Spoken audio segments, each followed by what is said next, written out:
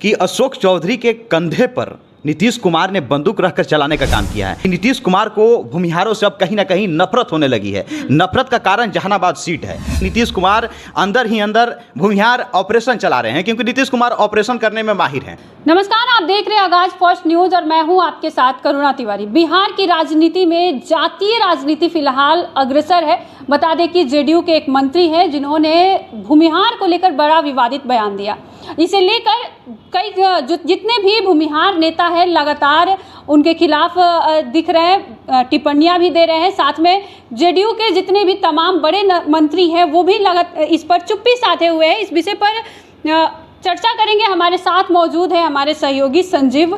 क्या लगता है कि क्या भूमिहारों से नीतीश कुमार सावधान हो चुके हैं? जी हाँ, बिल्कुल। देखिए करुणा, जिस तरीके से बिहार की राजनीति में भूमिहार एक बड़ा फैक्टर बनते हुए दिख रहा था, लेकिन उस फैक्टर को कहीं ना कहीं अब नीतीश कुमार दबाने की कोशिश कर रहे हैं, कुचलने की कोशिश कर रहे हैं। इसका जीता जागता उदाहरण यह है कि अशोक चौधरी के कंधे पर नीतीश कुमार ने बंदूक रखकर चलाने का काम किया है। ये बात हम नहीं कर रहे हैं, बल्कि कई ऐसे बड़े नेता हैं जेडीयू के ही, बीजेपी के ही, जो ऑफ कैमरा इस बात को कह रहे हैं कि नीतीश कुमार को भूमिहारों से अब कहीं ना कहीं नफरत होने लगी है। नफरत का कारण जहानाबाद सीट है। जिस तरीके से उनके मंत्री अशोक चौधरी ने बीते दिन आपने देखा होगा कि बयान दिया कि भूमिहार समाज के लोगों ने जेडीयू के साथ धोखा किया है। उन लोगों ने नीतीश कुमार के नाम पर, एनडीए गठबंधन के नाम पर, यहाँ से जो हमारे प्रत्याशी थे यानी कि चंद्रवंशी जी जो चुनाव लड़ रहे थे, उनको उन समाज के लोगों ने, भूमिहार समाज के लोगों ने बाइकाट करने का काम किया, वोट नहीं दिया। वहाँ से इसकी शुरुआत हुई।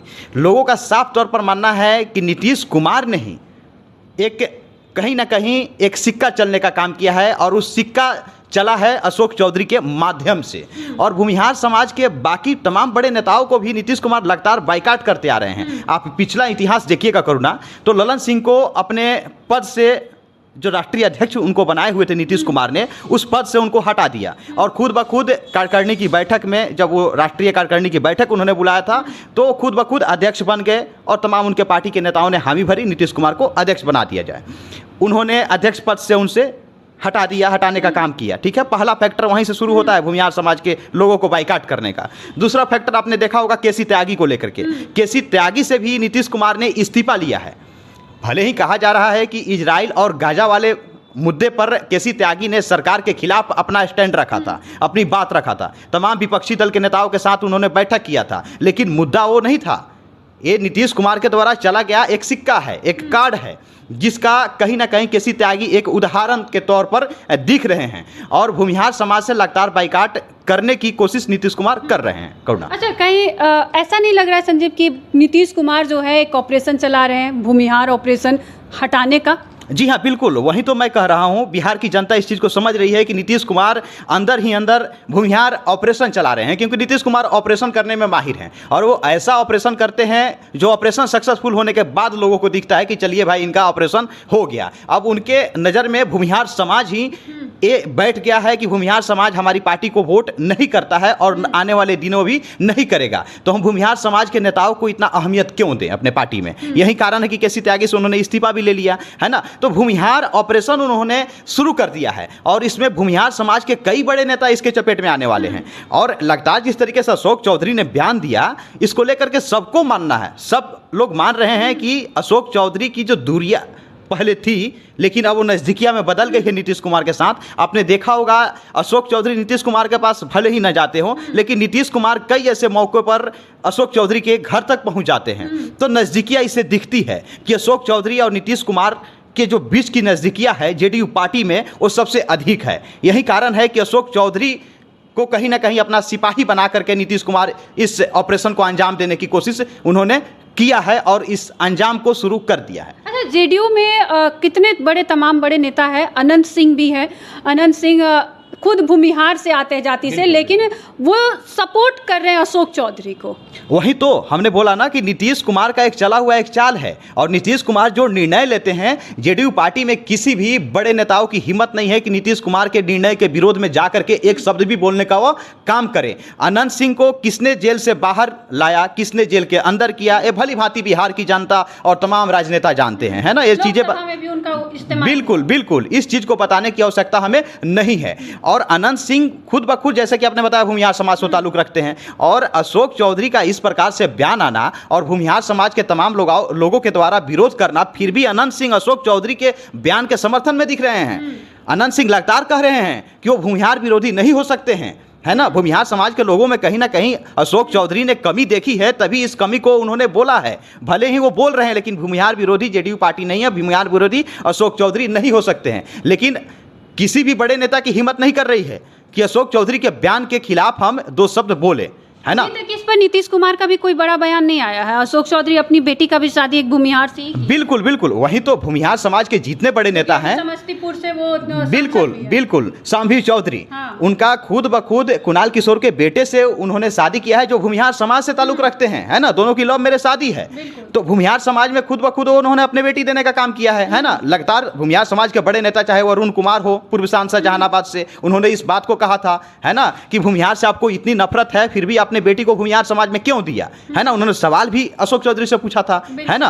तो एक कहीं ना कहीं ये नीतीश कुमार के द्वारा चला हुआ कार्ड है, और इसकी शुरुआत अशोक चौधरी से उन्होंने कर दिया है। करुणा, अच्छा, विधानसभा चुनाव में इस बार क्या लग रहा है कि भूमिहारों को टिकट मिलेगी जेडीयू की तरफ से? हमें नहीं लगता है कि नीतीश कुमार भूमिहार समाज के नेताओं पर भरोसा करेंगे फिर से, है ना, और उन्हें टिकट देंगे विधानसभा में। भले एनडीए के वो पार्टनर हैं, सहयोगी दल हैं, एनडीए में तमाम दल है ना। उपेंद्र कुशवाहा की पार्टी है, जीतन राम की पार्टी है, भारतीय जनता पार्टी है, चिराग पासवान की पार्टी है। भले ही इन लोगों के द्वारा भूमिहार समाज के नेताओं को दे करके कोटा पूरा कर दी जाए, लेकिन नीतीश कुमार ये काम फिर से करने वाले नहीं है, क्योंकि नीतीश कुमार का साफ तौर पर मानना है, अभी तक उनका राजनीतिक करियर देखिएगा उठा करके, तो हमेशा से भूमिहार समाज से बचते आ रहे हैं। लेकिन भले ही वो खुलकर सामने नहीं आते हैं, भले ही कहते हैं हमारे सभी धर्म सभी जाति की पार्टी है, लेकिन अंदर खाने की ये खबर है, तमाम बड़े नेता मानते हैं कि भूमिहार समाज से कहीं ना कहीं बायकॉट करते आए हैं नीतीश कुमार। लेकिन भूमिहार समाज को आगे बढ़ाने का काम नीतीश कुमार ने कुछ दिनों तक किया था।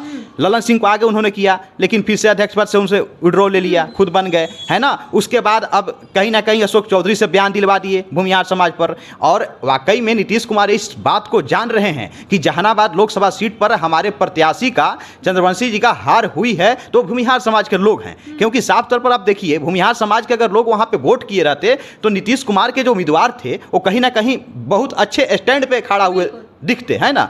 लेकिन वहां से भूमिहार समाज के लोगों ने किसको वोट किया? अरुण कुमार को किया, क्योंकि अरुण कुमार भूमिहार समाज से आते हैं, है ना।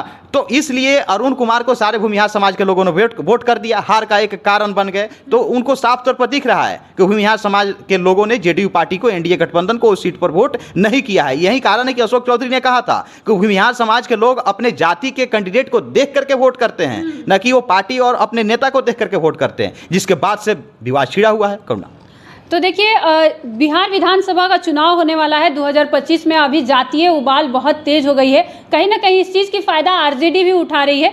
नीरज कुमार के अलावा शायद अभी तक किसी ने बताया भी नहीं कि कोई मांग किया हो कि इस्तीफा दे कोई। जी हाँ, बिल्कुल, वो भी नीतीश कुमार का एक चाल का हिस्सा है, क्योंकि वो प्रवक्ता के पद पर हैं। हाँ। और पार्टी में जब कोई बड़े नेता कोई उलूल जुलूल बयान दे देते हैं और स्टेटमेंट उनका वायरल हो जाता है, उस पर विवाद छिड़ जाता है, तो प्रवक्ता को आगे करके एक छोटी सी कह दें कि उस पर आरोप लगवा दिया जाता है, इस्तीफा की मांग करवा दी जाती है, ताकि मीडिया में या फिर तमाम दूसरे विपक्षी दल के लोग ना कहें कि उनके पार्टी का कोई नेता नहीं बोल रहा है या फिर कोई इस्तीफा की मांग नहीं कर रहा है। नीरज कुमार खुद ब खुद उन्होंने कहा है, उमेश सिंह कुशवाहा जो प्रदेश अध्यक्ष हैं उनसे उन्होंने कार्रवाई करने की मांग की है, लेकिन उनको इतनी हिम्मत नहीं है कि अशोक चौधरी पर कार्रवाई कर सके बिना नीतीश कुमार के आदेश के। क्योंकि अभी तक नीतीश कुमार इस पर कोई भी बयानबाजी भी नहीं दे रहे, ना ही कोई टिप्पणी दे रहे हैं, ना ही कोई एक भी ट्वीट आया है उनका। बिल्कुल बिल्कुल, क्योंकि नीतीश कुमार तो चल रहे हैं ना, उस खेल को नीतीश कुमार खुद ब खुद खेल रहे हैं।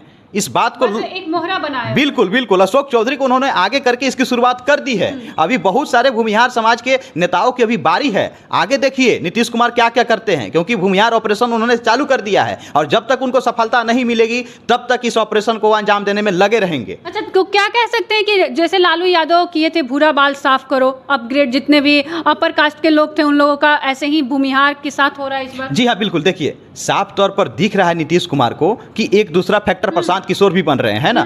तो भूमिहार समाज के लोग हमेशा से कहते आ रहे थे कि हमारे समाज की कोई पार्टी नहीं है, है ना। ब्राह्मण भूमिहार समाज के लोग हमेशा से कहते आ रहे थे कि हम तो मतलब कि एक बंधुआ मजदूर के जैसा हमेशा से बीजेपी और नीतीश कुमार को वोट करते आए हैं, लेकिन अब प्रशांत किशोर एक बड़ा फैक्टर उभर करके सामने आ रहे हैं और ये सभी नेताओं को पता चल गया है कि अब ब्राह्मण भूमिहार भले ही खुलकर नहीं बोल रहा है, लेकिन बैकग्राउंड से और आने वाले चुनाव में वो प्रशांत किशोर को ही समर्थन देगा। इसलिए नीतीश कुमार नहीं चाहते हैं कि भूमिहार समाज के लोगों को हम पार्टी में ऊंचा दायित्व दें या फिर भाव ज़्यादा देने की कोशिश करें।